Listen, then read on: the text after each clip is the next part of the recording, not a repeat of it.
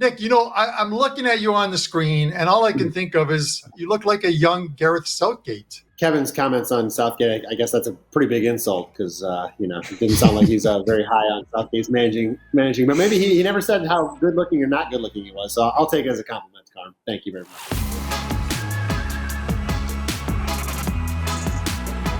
Hey, guys. Carmine Bianco. Welcome to Stoppage Time. It's the international break, but that doesn't mean that there isn't soccer. Euro qualifying. We're going to cover two games that go on Saturday and Sunday as Ireland hosts the Netherlands and, of course, Ukraine hosts England. That's a neutral site game. I think that one is in Poland. And then MLS is still in action, and I know Nick Borrman is excited about that, and Pavlos. So they are going to cover the Inter Miami Sporting KC one. We'll see what happens with Inter Miami while Lionel Messi is away for World Cup qualifying in South America. Joining me, of course, from WagerTalk.com, it is Nick Borrman, Kevin Dolan, and Pavlos Laguretos. Guys, three big games. I think I picked the three biggest ones of the week, at least ones that all of us can get differing opinions on, and hopefully some actionable info for our guys. But you guys looking forward to these Euro plays? Nick, I know you are. Yeah, I do like the international break. It's a little bit of a change of pace, but I never get involved too much because there ends up being more question marks than anything else. But yes, I am looking forward to it, and there is a couple good matches this week as well. And don't sleep on South America. And if you're looking for extra info, Kevin wrote a great news article on WagerTalk for Euro Qualifiers, and I wrote one for South American World Cup Qualifiers. So just throwing that out there. If you want extra info, go to the WagerTalk news site. You'll get some more free plays there. Yeah, and if you don't want to miss a show, guys, hit that subscribe button, hit the like button for the guys on the show. And at any point during this video, drop a comment in the comment section. Let us know who you like in any of these Euro games that are being played over the next 7 to 8 days. And of course, MLS action. There's 6 to 7 games on the weekend. Let us know what your best bet is, and we'll get in there. And if you have any questions, and answer them for you. But guys, let's get right going here. This one goes on on Sunday, I believe. Yeah, Sunday. Ireland and the Netherlands. Ireland at home plus 369. The draws plus 282. Netherlands minus 134. Kev, I can't have an Ireland game without you breaking it down.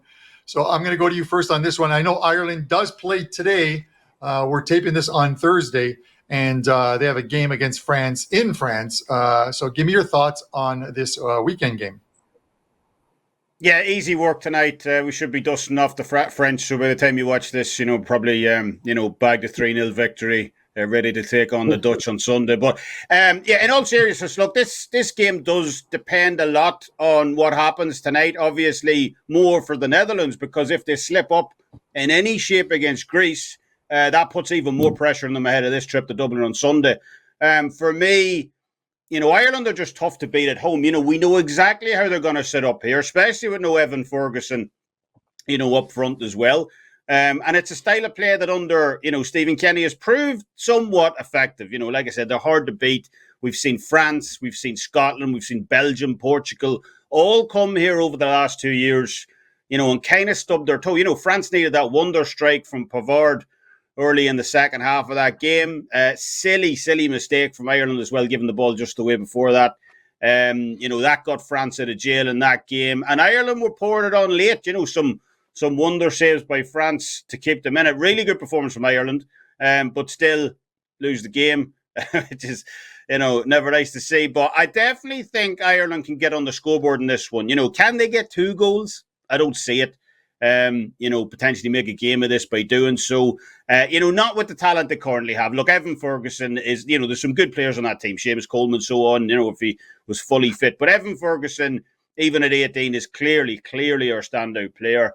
And without him, we just don't obviously have the talent on the roster to kind of, get out of this group. It is a tough one. But like I said, I would not be surprised if they can potentially nick a draw here, get on the end of something late, grind out something from a set piece. As traditionally, Ireland have good form in Dublin against the Dutch as well.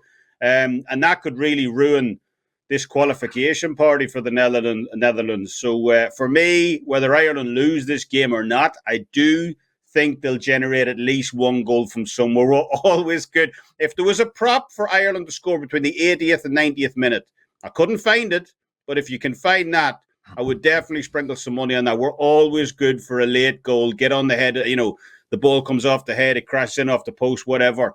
But Ireland to score exactly one goal for me at plus 140 on Sunday, I quite like that.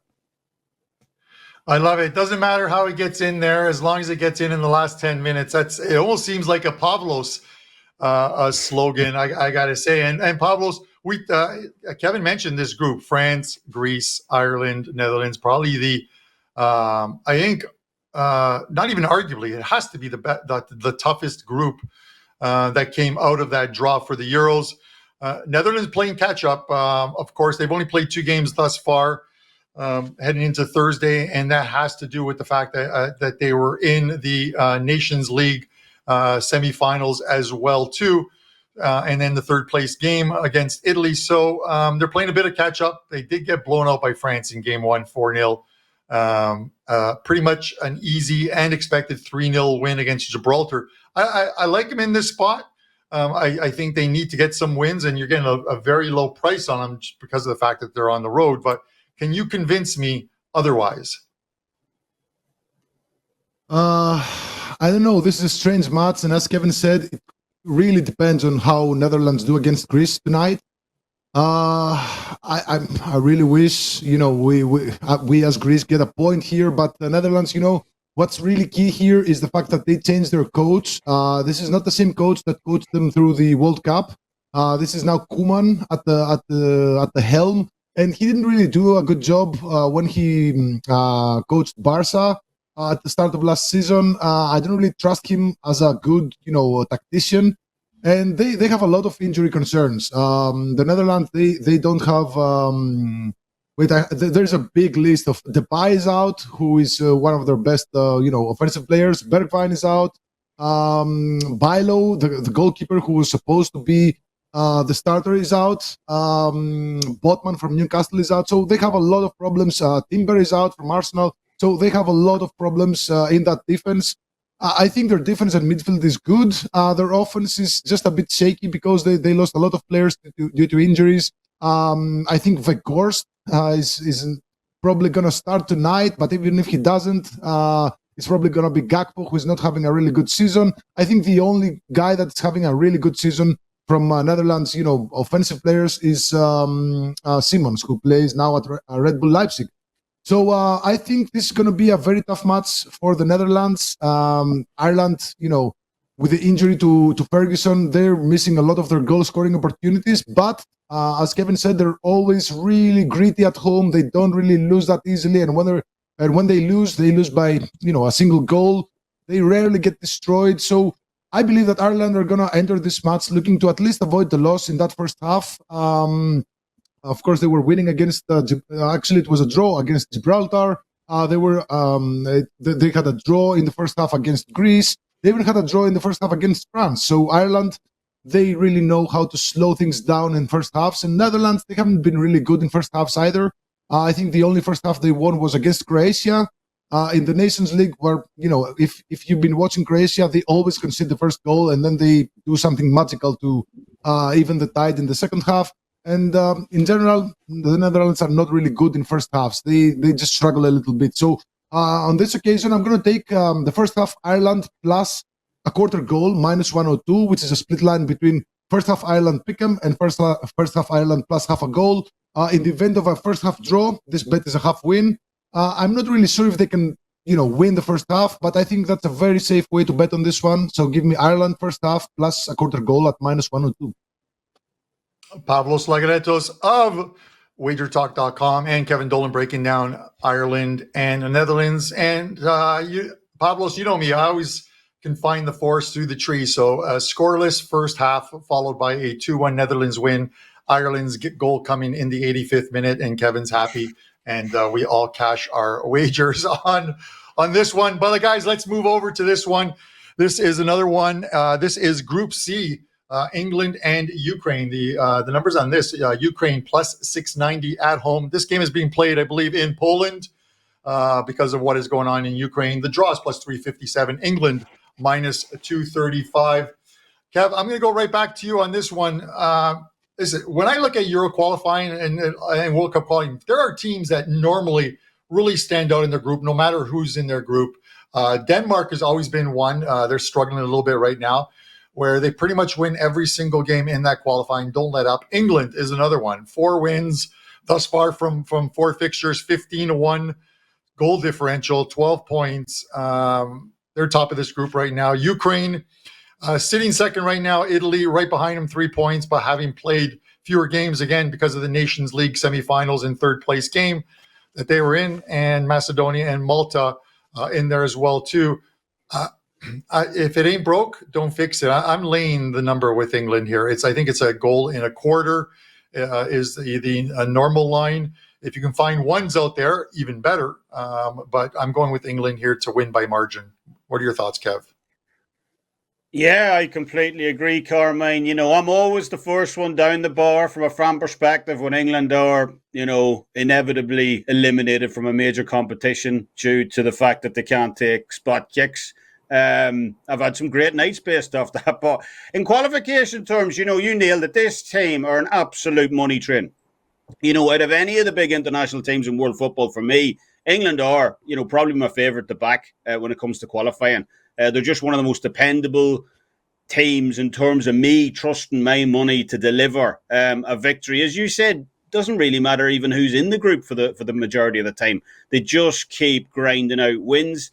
And I see very little to change my mind ahead of this one either. Ukraine are a solid side, no doubt, but England are just stacked right across the board with talent. They've allowed just 1 goal, that coming against the Italians in Naples across the entire qualification campaign so far. And we just know how Southgate operates in these types of games as well. He's an extremely cautious manager by nature. He doesn't tinker with the squad nearly as much as I think he should do, in my opinion. We've seen the whole James Ward-Prowse issue going on right now at the moment. That's just one example. And he continues to stick with the same group of players over and over and over again, no matter how poorly they're playing. Even if they're not starting, it really is a head-scratcher. Jordan Pickford has been horrendous in goals this year for Everton. Harry Maguire's listed on there, Jordan Henderson, Calvin Phillips. Calvin Phillips has been basically told by Manchester City to go in January. He's played 6 minutes all season, and yet he's on the roster here. So, what I'd like to say is, Gareth, keep up the good work. Love from Ireland. But, in all seriousness, while that cautiousness has ended up costing England trophies, when they get to the big end of the table, the big business, I can't see it doing so here. England are just a far superior team. It doesn't really matter that the game's in Poland either. I see this being a routine 2-0 type of affair. I like that as a correct score as well for the English on Saturday. And I'm happy to take a piece of the England to win the nil prop at plus 120. I like it, Kev. I really like that one. England trying to get back to into the Euros and back to the finals again.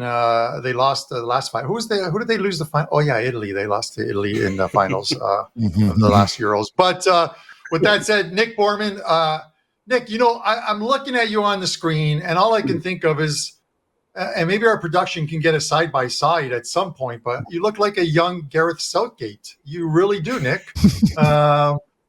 Give us your thoughts on this England-Ukraine game. Well, judging by Kevin's comments on Southgate, I guess that's a pretty big insult because, it didn't sound like he's very high on Southgate's managing. But maybe he never said how good-looking or not good-looking he was. So I'll take it as a compliment, Carm. Thank you very much. I love nothing else than to argue and make, any argument against Kevin and try to, outshine him any way I can. But I don't really have anything to say against him in this selection, in this match. The one comment he made that I'll disagree with, but for different reasons, is he said it doesn't really matter that this match is being played in Poland. I think it does matter on the fact that it's going to hurt Ukraine, because going to Ukraine and playing in Kiev is a pretty tough thing to do. So I think that only helps England's case, and I think that's what Kevin meant. For England, it doesn't matter, but for Ukraine, it does. So it's another avenue that I think it's important for England. So listen, England, great defensively in recent competitions. So far in qualifying, Carm, you mentioned it, just 1 goal in 4 matches. They held Ukraine 2-0 in England, said England win. Ukraine created just 3 shots, none on goal, and a total of 0.11 expected goals in that match.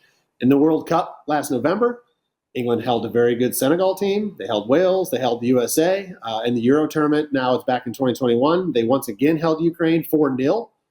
Ukraine were only marginally better in creating chances in that match. 0.26 expected goals is all they did there. They held Croatia. They held Scotland. They held Germany. They held the Czech Republic. So, as Kevin mentioned, in qualifying, but actually in tournaments, they have been playing pretty well.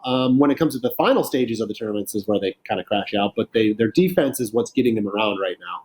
So my stat of the match here for this one, guys, is the last two head-to-heads with Ukraine allowed an average of 0.19 expected goals, winning by 6-0 aggregate score. So it's hard to want to get any action behind Ukraine here. Lions, plenty of attacking talent, no doubt, but they're winning a lot of matches because of their defense. And Ukraine, listen, they scored 3 goals against Macedonia back in June, but that was on just 0.88 expected goals, so a little bit of an overperformance there, but it doesn't give me, if they're only creating that many chances against Macedonia, it doesn't give me a lot of confidence that they're going to get a lot of looks here against England. So with that in mind, you could look at Ukraine team total. Right now, the under a half a goal, so them not to score, is even money. But if you believe that's a good bet, which I do, you also have to think England's going to at least score once and thus win the game. So I like to combine the two. Right now on FanDuel, you can get England to win to 0 at plus 120, get a few extra cents on that bet. So that's the way I'm looking at this. 2-0 works for everybody, and I'm very confident we'll see some sort of result like that. All right. That is Gareth Southgate of Nick Borrman of WagerTalk.com with his thoughts on Ukraine and England. Nick, I do like that bet. So that's one I'm penciling in to get some additional action in on a busy football weekend. There is football and there is football. So just get as much action as you guys can get in. Guys, before we go to the MLS game this weekend, and it's the big one on the card, I want to mention Champions League kicks off September 19th and 20th, the first match day ones of group stage play. A ton of action. And then, of course, the Europa League on Thursday, Europa Conference League. We have a great deal that is up right now. Normally, the UEFA Pass, which is every single tournament played right through to the finals in June. June 1st, Wembley Stadium is the Champions League tournament this year, this season. That package is $299 for every single play and prop. I'm going one better. You can purchase that package and get 2 for the price of 1. What you do is you head over to your favorites cappers page, decide who you want, which 2 cappers you want. Send an email to our Wager Talk crew in Detroit, support@wagertalk.com. They will get back to you after you've chosen which 2 cappers you want on this show. They'll send you a link, click on the link, pay for it, and you get 2 cappers for the price of 1. That is a great deal. Everyone on this show has plays already loaded up for these tournaments: Champions League, Europa League, Europa Conference League, 3 tournaments, a ton of action that's going to take you right through to June of next season or next year of 2024. So that's a great deal in itself. But let's get back to MLS action. This game goes on the weekend. Inter Miami making a run, trying to get into the playoffs, plus 122 at home. The draw is plus 287. Sporting KC plus 193. Now you would think, why? And I'm going to go to Pavlos on this one. Why is Inter Miami this price when they are pretty much winning everything and every trophy in every game they play? Well, Lionel Messi is away. He's in South America with Argentina team. He'll be playing tonight in World Cup qualifying. Pavlos, give me your thoughts on this game. Obviously, a big miss and a couple of players missing for this Inter Miami team, but can they still get it done against a Sporting KC team that I think sits 11th with 32 points right now?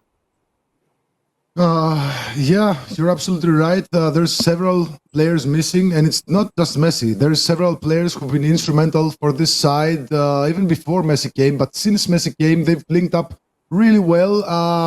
Martinez is out in the offense. David Ruiz is out. Taylor is out. Krivtsov in the defense is out. Gomez is out. Ruiz is out. Kremashi is out.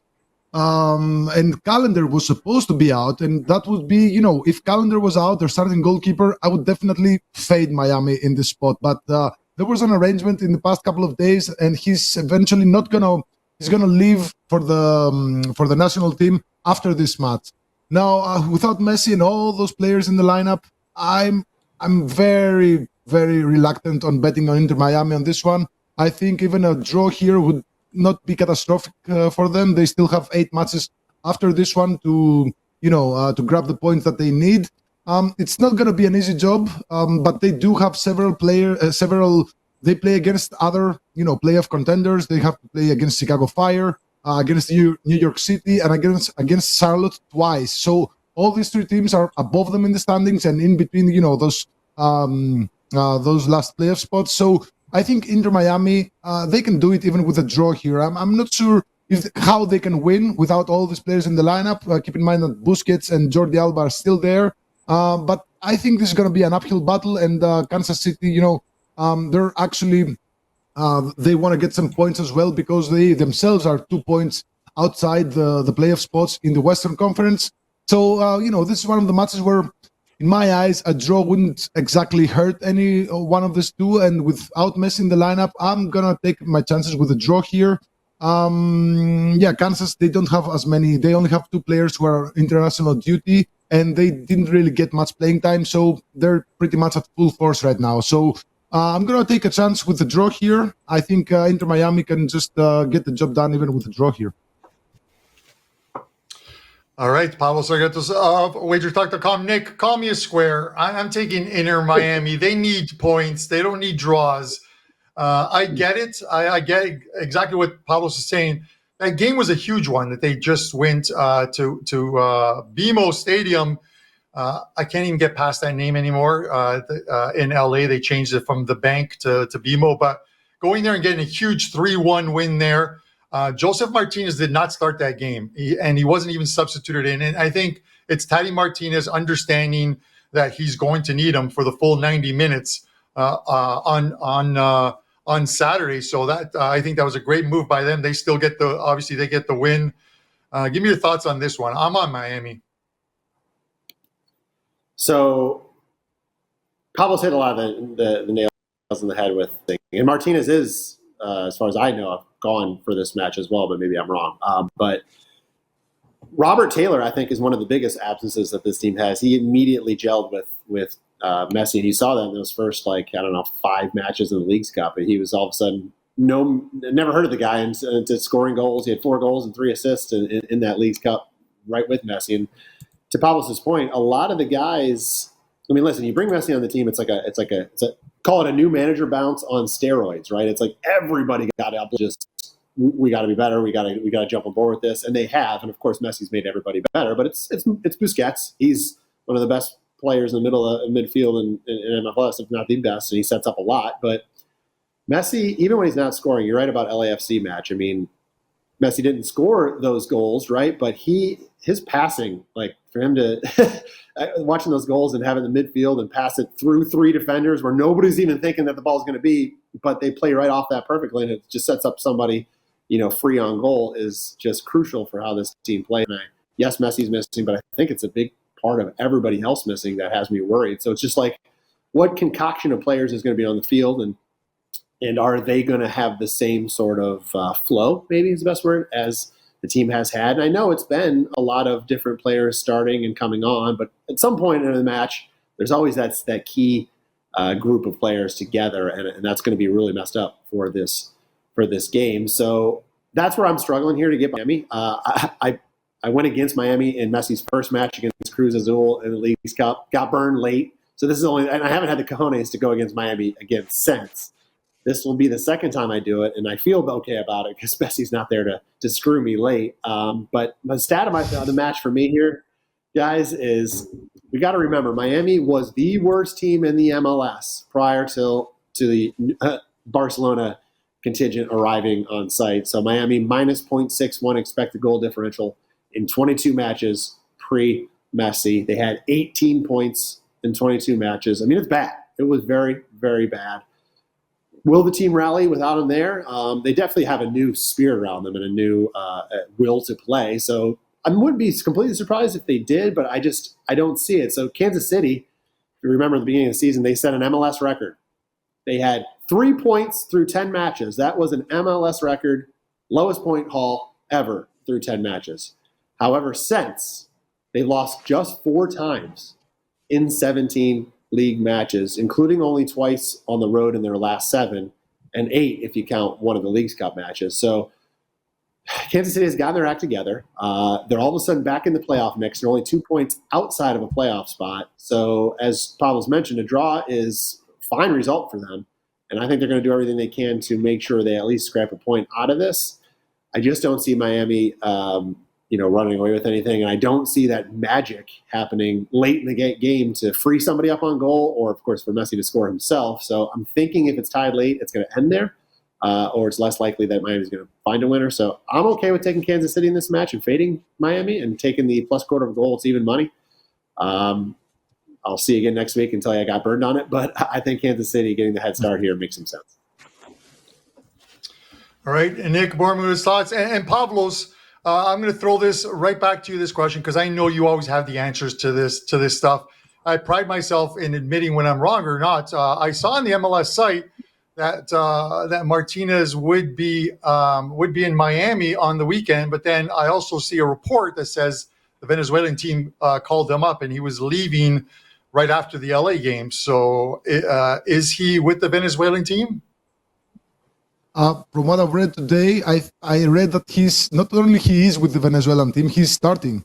So I don't know. I'm just gonna have to look again. But everything, up until yesterday, I also read that Calendar was in the national team of USA. But today I read that this is no longer the case. He's gonna stay for one more match. So unless we're horribly wrong here, and we're gonna just double check and maybe write it in the comments or something. I think he's away with the Venezuelan side.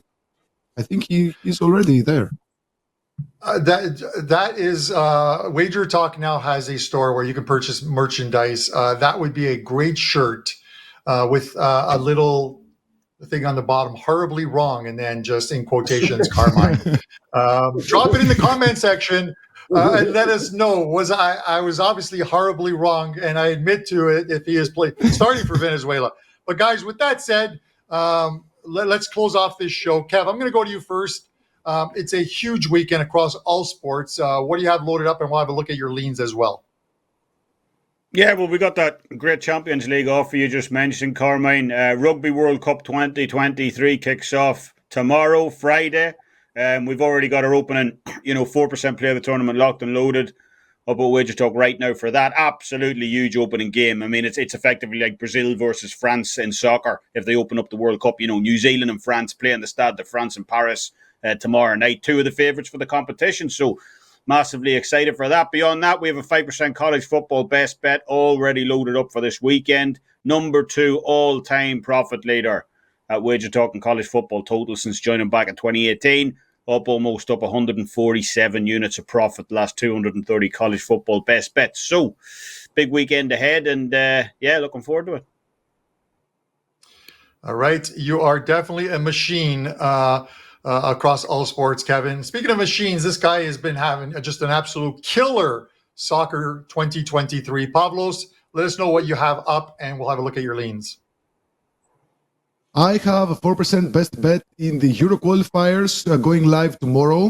It's a 2-pack actually. I also have a card prop in there as well, which I think the books are sleeping on. I have a 4% best bet in the MLS coming on Saturday.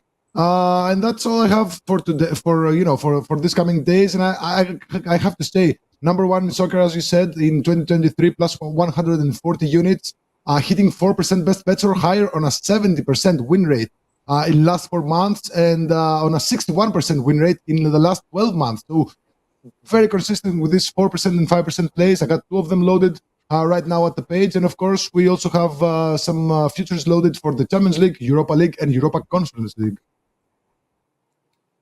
All right, Pavlos, keep on winning. And Nick, we're going to close it off with you before the actual closing. Now, let us know what you have up this weekend and Thursday and Friday at WagerTalk. Yeah, Carm, I have a 4% best bet going Thursday in the Euros, another one on Friday. 2 plays available in South America, as I'll be in there as well. And again, I mentioned it before, but go to the WagerTalk news site and you can get a free article on South American qualifying and Euro qualifying from Kevin as well. So just another place to get some picks for this weekend. And I don't have MLS up yet. I will be having that up today, but I do actually have for long-term subscribers. A couple of EPL plays up already for 2 weekends from now when they return to action, trying to just get ahead of a line movement before stuff starts to happen. So that's what I have going on right now.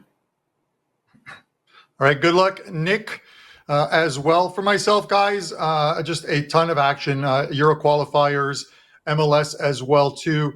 Of course, football on the weekend, some college plays, and NFL, a 5% NFL teaser, 19 1-in-1 run with NFL teasers, and a 5% one that goes week 1 on Sunday in the NFL, along with some other plays in the NFL. So head over to WagerTalk, maybe grab that 3-day all access, and of course that great deal. Email support@WagerTalk and let them know which 2 cappers you want for the UEFA season pass, and they will get right back to you. Guys, that's it for Stoppage Time. We'll be back next week. For myself, Kevin, Pavlos, and Gareth Southgate, this is Stoppage Time. Good luck with your wagers.